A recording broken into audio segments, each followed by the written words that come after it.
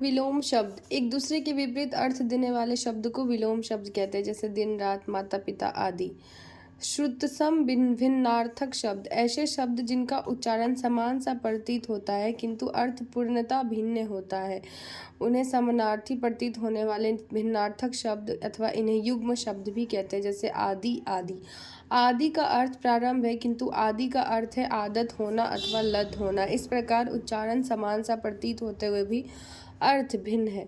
शब्द समूह के लिए एक शब्द जब किसी वाक्य या वाक्यांश का तात्पर्य एक शब्द द्वारा अभिव्यक्त किया जाता है अथवा एक शब्द में उस वाक्यांश का अर्थ निहित है, उसे शब्द के लिए एक शब्द कहते हैं। जहाँ जाना संभव ना हो अगम्य, जो अपनी बातें से टले नहीं अटल।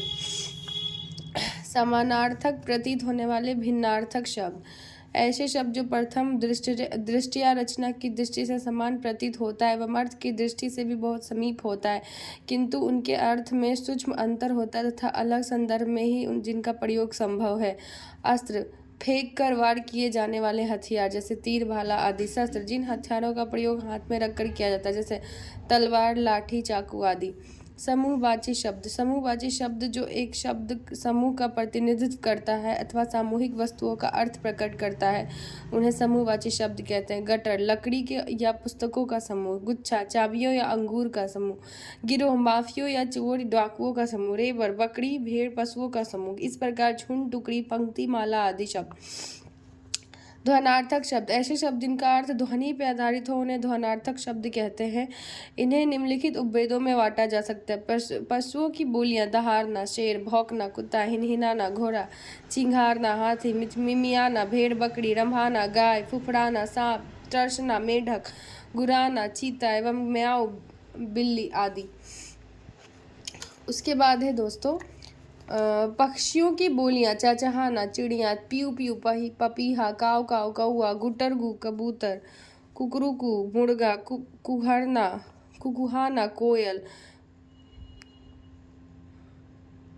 जड़ पदार्थ की ध्वनियाँ: करकना बिजली, खटखटाना दरवाजा, छुक छुक रेलगाड़ी, गरजना बादल, खनखनाना सिक्के आदि।